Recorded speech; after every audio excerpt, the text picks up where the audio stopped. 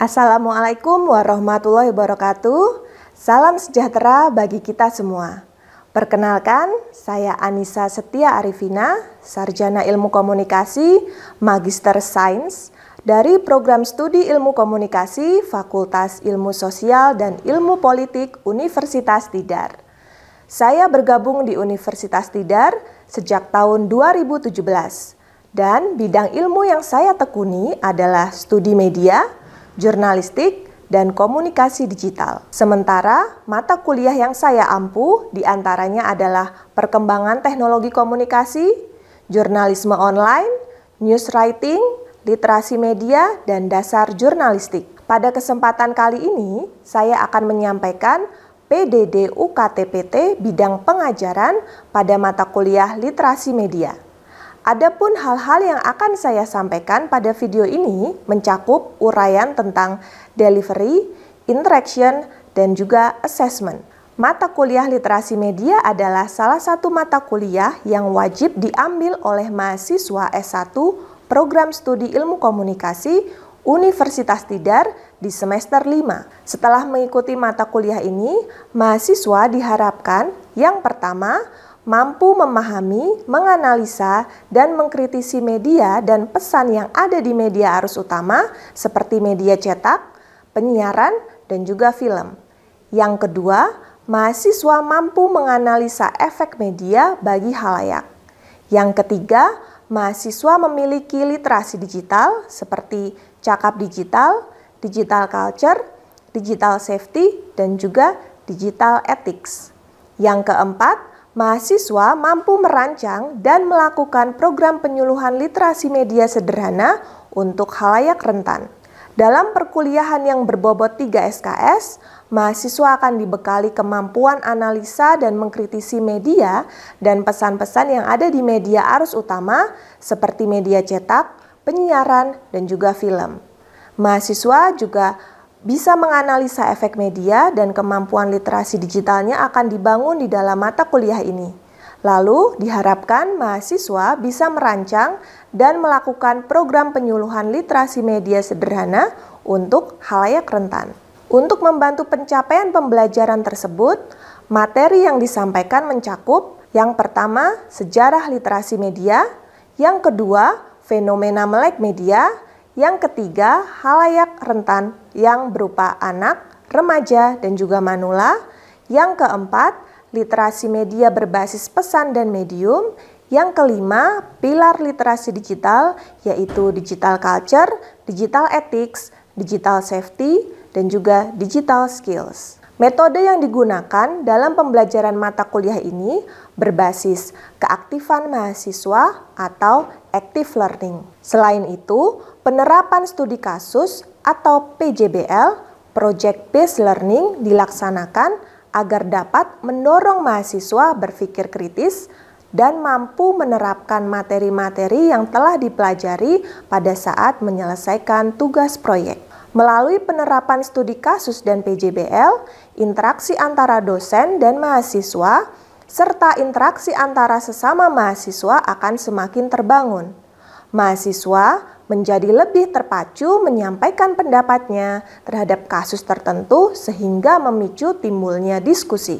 Sistem penilaian pada perkuliahan ini mengacu pada ketentuan aturan bidang akademik Universitas Tidar, yaitu mencakup nilai tugas sebesar 10%, ujian tengah semester UTS 20%, ujian akhir semester UAS sebesar 20%, dan project based learning sebesar 50%.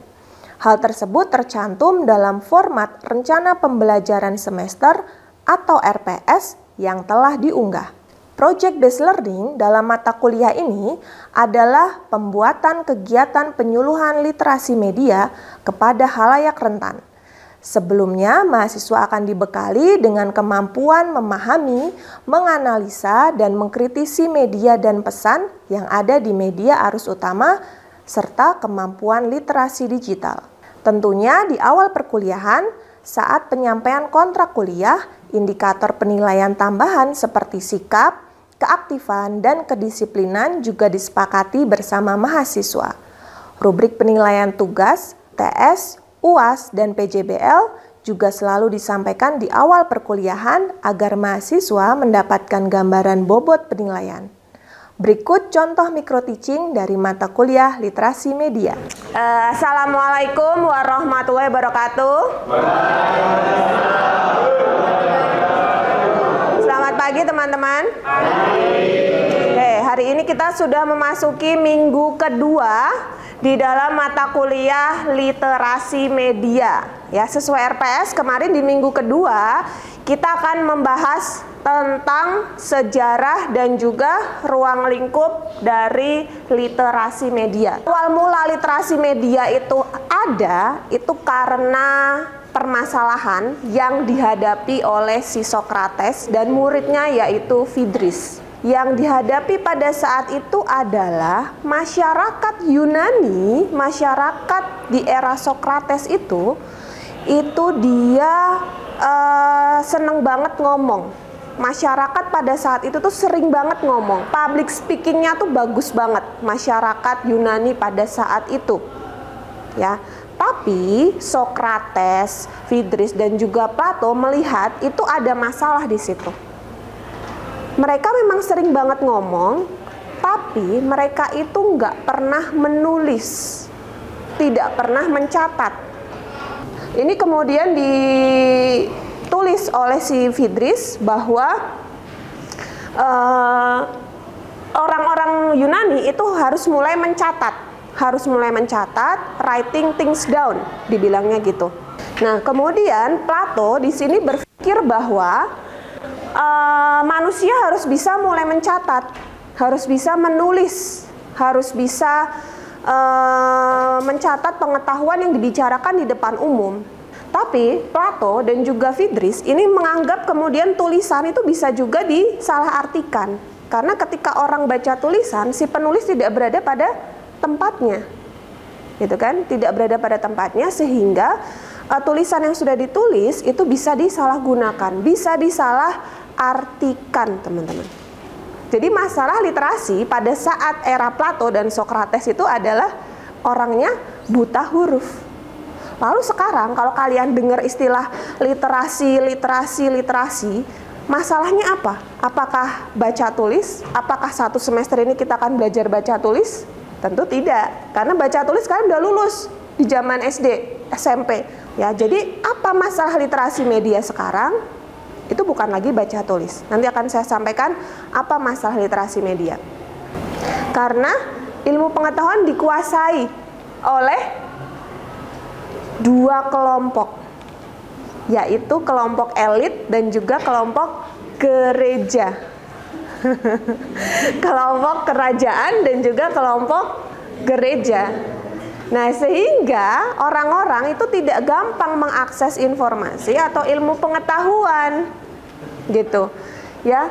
Bahkan ini kitab suci agama Kristen pada saat itu, yaitu Injil, itu yang punya hanya satu, gereja, betul, hanya gereja. Mereka untuk baca Injil itu harus pergi ke gereja. Untuk tahu apa isinya Injil, dia harus mendatangi pemuka agamanya. Karena apa? Injil saat itu ditulis tangan di atas kulit hewan, sehingga harganya mahal. Yang bisa punya cuman kelompok monarki, kelompok bangsawan, dan juga gereja itu sendiri. Jadi itu.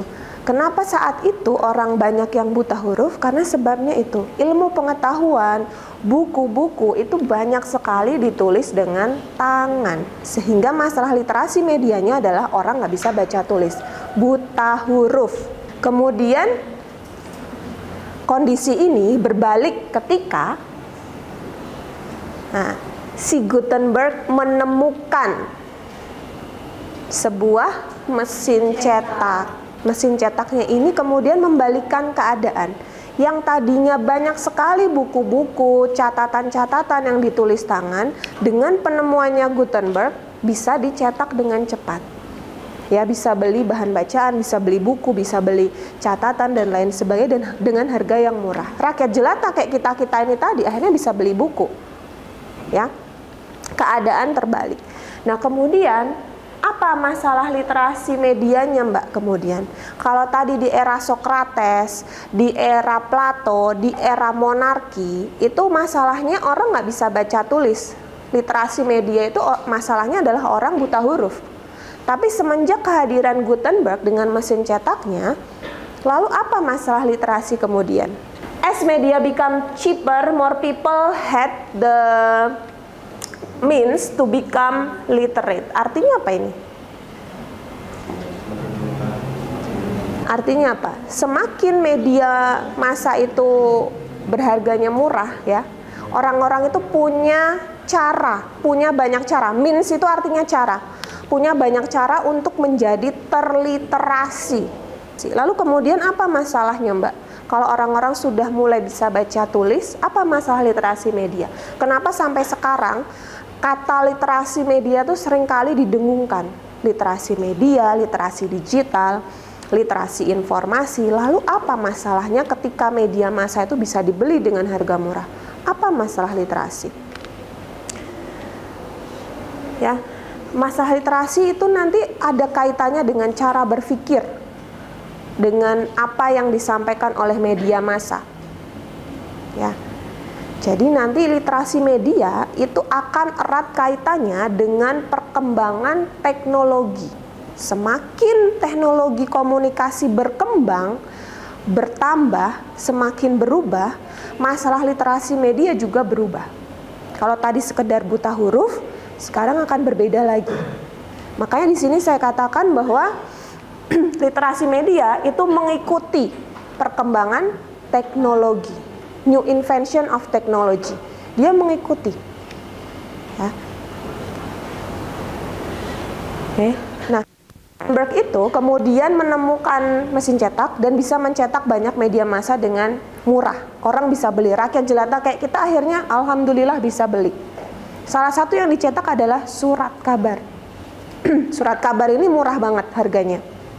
Ya, harganya murah banget.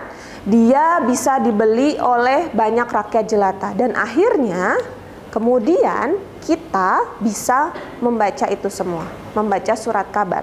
Nah, kalau tabloid dan surat kabar berbeda nih ya. Kalau tabloid dia isinya memang hal-hal yang kontroversi atau sensasional. Tapi kalau kita bicara surat kabar, ini terbagi jadi dua ya.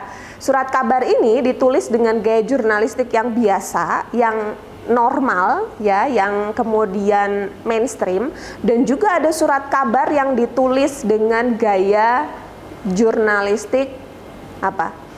Jurnalisme kuning. Ya, apa sih yellow journalism itu apa? Pemberitaan yang bombastis, headline yang sensasional, itu yellow journalism, teman-teman. Jurnalistik kuning, yellow press. Beda sama jurnalistik yang mainstream ya, karena di dalam yellow journalism ini dia mengedepankan sensasionalisme atau bombastis tadi. Jadi judul headline-nya itu tidak mainstream. Ya, dan biasanya berita-berita yang dibahas itu berita tentang kriminalitas. Gitu. Nah, kemudian masalah literasi media itu apa kemudian, Mbak, dengan kehadiran surat kabar? Ketika orang baca banyak kejahatan di surat kabar, orang jadi takut nggak, teman-teman? Ada pembacokan, pembunuhan, mutilasi misalnya, dan itu dijadikan judul loh, misalnya dijadikan judul yang sadis misalnya. Mahasiswa UI dipotong 12 bagian misalnya, lalu dibuang ke danau, itu judulnya loh. Itu kan yellow journalism, itu jadiin judul.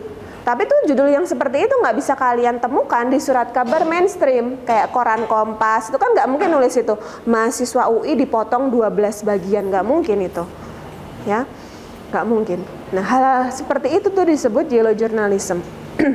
Nah, ketika itu muncul di surat kabar, itu akan berdampak kepada pembacanya. Orang jadi takut loh untuk pergi keluar, orang jadi takut loh untuk kuliah misalnya, atau untuk bersosialisasi dengan orang lainnya. Kenapa sih sekarang banyak sekali orang jahat?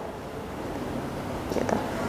Jadi masalah literasi media setelah penemuan Gutenberg adalah apa? Kira-kira cara berpikir dan persepsi dari pembaca itu sendiri, dan apa yang disajikan media massa. itu bisa mempengaruhi realitas dari pembacanya. Jadi apa yang disajikan media massa itu bisa mempengaruhi sedemikian dahsyatnya oleh media massa ini kepada pembacanya. Ini baru surat kabar. Bertahun-tahun setelahnya, setelah surat kabar, apa sih media massa yang tercipta? Setelah surat kabar? Radio. Apa lagi? Televisi. Setelah itu film. Lalu musik. Game. Kemudian internet. Itu kan muncul ya. Nah, bertahun-tahun setelahnya teknologi itu berkembang. Ya, ada televisi. Televisi isinya apa sih? Apa isinya? Hiburan. Lalu informasi. Hiburan. Kita ngomongin hiburan dulu deh. Hiburan yang seperti apa di televisi kita? Televisi Indonesia nih. Apa? Sinetron. Terus sitkom ya. Terus apa lagi? Kartun. Terus infotainment, talk show, berita, ya. Itu yang kemudian muncul di dalam stasiun TV kita di Indonesia nih kita ngomongin, ya. Isinya itu. Kemudian dari situ, ya, selain isi dari televisi, konten di dalam televisi, lalu teman-teman ini juga harus tahu siapakah pemilik stasiun televisi yang ada di Indonesia. Tuh. Berapa orang sih yang punya stasiun televisi di Indonesia? Berapa kelompok? Ada 10 kelompok nggak yang punya stasiun televisi di Indonesia? Dikuasai siapa aja sih stasiun televisi? MNC. Terus siapa lagi? Trans. Khairul Tanjung ya. Kemudian Bakri. Kemudian Metro TV. Siapa tuh namanya yang punya Metro? Surya Paloh. Kemudian grup MTEK, itu SCTV dan Indosiar. Kemudian siapa lagi?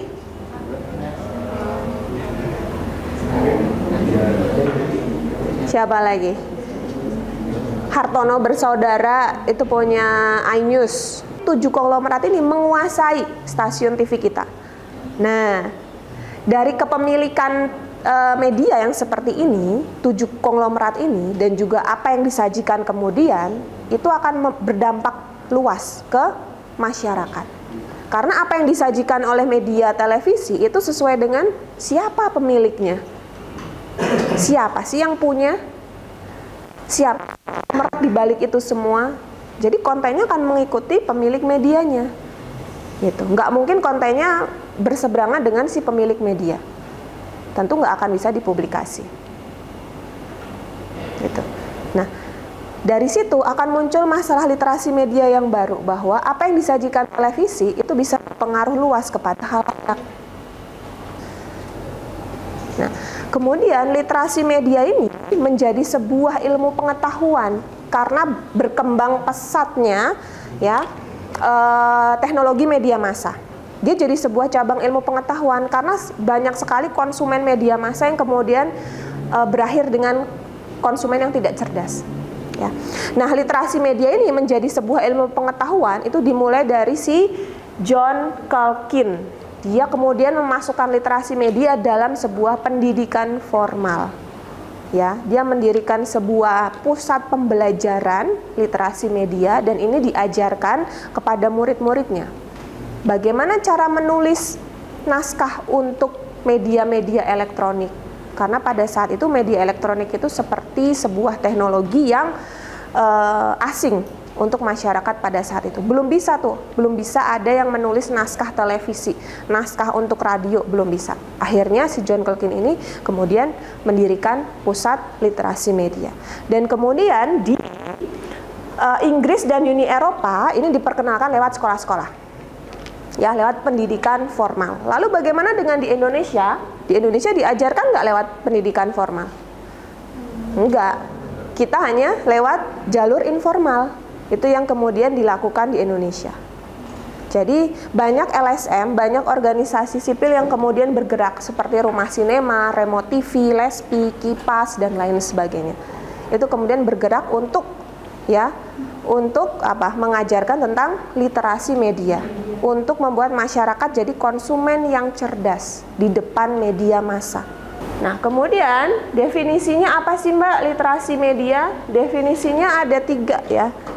Di sini dipaparkan oleh 3 orang, 3 pihak, yaitu Ofcom, Livingstone, dan juga Uni Eropa. Nah, kita akan menggunakan definisi dari Livingstone aja. Dari Livingstone ini ada 4 keterampilan dasar yang perlu dimiliki, yaitu access, understanding, dan juga production. Akses, mengakses media massa. Bisa nggak mengakses media massa? Bisa. Siapa yang tidak bisa mengakses media massa? Ada nggak? Mengakses secara maksimal media massa dan teknologi. Ya, tapi kalau bicara anak muda, anak itu bisa. Tapi manula itu nggak bisa maksimal. Kalian udah ngajarin bagaimana cara mengirimkan gambar di WhatsApp. Udah berulang kali kan, gini loh Mbah, gitu kan. Besoknya nanya lagi. Ini gimana yang ngirim gambarnya? Gimana nih ngetiknya? Dan lain sebagainya. Ditanya lagi. Ya. Jadi kita tanya dulu nih, literasi media itu akses. Bagaimana masyarakat mengakses media? Sudahkah mereka bisa mengakses media? Semua media udah bisa diakses belum? Ya. Kemudian yang kedua apa setelah akses? Understanding. Di dalam understanding ini artinya pemahaman. Memahami apa? Apa yang dipahami? Memahami media massa itu sendiri. Karakteristiknya seperti apa? Apa sih simbol-simbol yang disajikan? Gitu. Understanding itu. Kemudian yang ketiga analisis. Analis. Apa yang dianalisa? Simbol-simbol itu dengan konteks yang lebih luas. Film horor dengan simbol perempuan sebagai hantu dikaitkan dengan konteks yang lebih luas apa? Dengan apa tadi? Sistem kesehatan, dengan sosok perempuan yang lemah. Itu kan konteks yang lebih luas. Jadi bisa nggak masyarakat itu menganalisa simbol yang muncul di dalam media massa dengan konteks yang lebih luas? Kalau nggak bisa, berarti dia belum terliterasi dengan baik. Gitu. Jadi masalah literasi media itu sekarang. Konsumen tuh udah cerdas atau belum? Kalau belum, berikanlah literasi media. Diberikan penyuluhan, sosialisasi, dan lain sebagainya. Oke. Kemudian yang terakhir adalah production. Production ini apa? Memproduksi apa, Mbak? Konten media massa, teman-teman. Ya, memproduksi konten media massa. Bisa nggak dia memproduksi konten media massa yang baik? Jadi nggak cuman melihat secara pasif, tapi dia juga harus berperan secara aktif. Jadi ketika orang dikatakan sudah terliterasi di abad ke-21, itu sudah bukan lagi ngomongin baca tulis. Ya, tapi bisa nggak orang itu mengakses media massa? Bisa nggak dia memahami pesan di media massa? Bisa nggak dia menganalisa pesan media massa itu dan dikaitkan dengan konteks yang lebih luas? Dan yang terakhir, bisa nggak dia memproduksi pesan ya dengan media massa itu, dengan teknologi itu. Jadi masalah literasi media sekarang itu 4 hal ini, bukan lagi baca tulis. Nah, apa sih pentingnya literasi media? Budaya melek media ini perlu digalakkan supaya kita jadi konsumen yang cerdas. Kita bisa mengakses, menganalisa, dan memproduksi pesan-pesan yang berguna. Pesan-pesan itu, media massa itu harus digunakan untuk menciptakan pesan-pesan yang baik. Gitu. Ya, itu yang perlu dipahami. Apalagi tadi, ingat ada berapa konglomerat yang menguasai media? 7. Rakyat jelata punya media apa? Kita ini rakyat jelata. Dari pulau ada nggak? Kita rakyat jelata punya media apa kemudian? Kalau internet nggak ada, semua media 7 konglomerat ini menguasai televisi dan radio.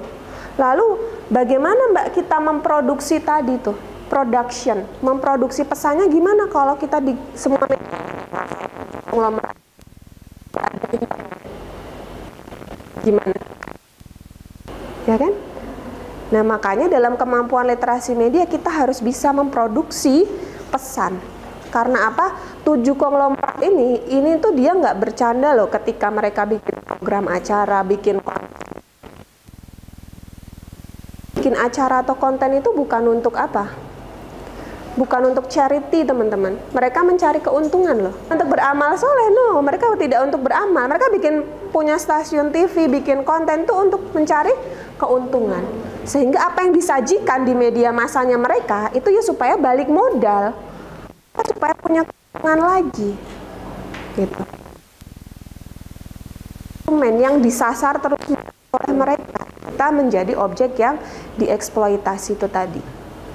Yang disasar, makanya konsumen ini harus jadi konsumen yang cerdas. Kayak kalian beli gadget, beli baju, beli barang-barang itu loh, harus jadi smart konsumen. Tapi susah, karena apa? Kalian diterpa oleh 7 konglomerat ini. Satu konglomerat itu punya banyak stasiun televisi. Nggak cuma stasiun televisi, mereka juga punya portal berita. Makanya saya katakan susah jadi konsumen yang cerdas di abad ke-21 karena penguasaan media massa itu tadi didasarkan pada konglomerasi itu tadi. Ada orang-orang konglomerat yang kemudian menguasai itu. Sehingga kita mau jadi konsumen yang cerdas itu susah. Karena terpaan tadi informasi yang terus-menerus muncul. Dari film, dari televisi, dari portal berita yang bahkan kalian nggak tahu kalau Kumparan itu punyanya Hartono Bersaudara. Iya kan? Tahu nggak? Enggak kan? Kumparan itu punyanya Hartono Bersaudara. Detik.com punya siapa? Khairul Tanjung. Transkop loh Detik.com itu. Lalu Okezone punya siapa? MNC. Bahkan portal berita itu tuh punyanya 7 konglomerat ini lagi gitu loh. Kembali ke 7 konglomerat itu tadi. Jadi informasi yang kemudian kita dapatkan itu jadi ya terpengaruh oleh si pemilik media 7 orang ini tadi. Kita akan kesulitan menjadi konsumen yang cerdas karena semua media dikuasai oleh orang-orang yang konglomerat tadi. Rakyat jelata punya apa? Bagaimana melawan itu semua? Gimana caranya melawan tadi nilai-nilai yang berusaha ditanamkan lewat konten-kontennya mereka? Gimana tuh cara melawannya? Memproduksinya dengan apa kalau kita nggak punya media sosial? Tapi kemudian kita kembali, media sosial kita itu digunakan untuk apa sih? Itu. Kita kembali tanya coba, media sosial kita digunakan untuk apa sih? Apakah untuk melawan 7 konglomerat ini? Saya rasa tidak ya. 7 konglomerat ini tidak dilawan dengan media sosial kita. Nah, inilah yang kemudian kita perlu ada namanya literasi media, budaya melek media, gitu. Budaya melek media dan juga literasi media. Karena itu tadi kita selalu tergempur dengan informasi-informasi yang muncul. Oke, materi hari ini sampai di sini. Ada yang mau ditanyakan? Silakan. Cukup?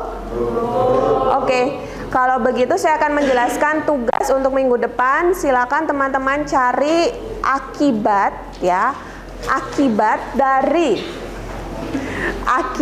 dari literasi media yang kurang di masyarakat itu seperti apa? Ya. Contoh konkret dari kurangnya literasi media di masyarakat itu apa sih? Apa contoh konkretnya? Dan silakan dikerjakan secara individu dan minggu depan saya akan random menunjuk mahasiswa dan nanti mahasiswa yang sudah saya tunjuk bisa maju ke depan untuk menjelaskan apa yang sudah ditemukan. Gitu ya? Oke.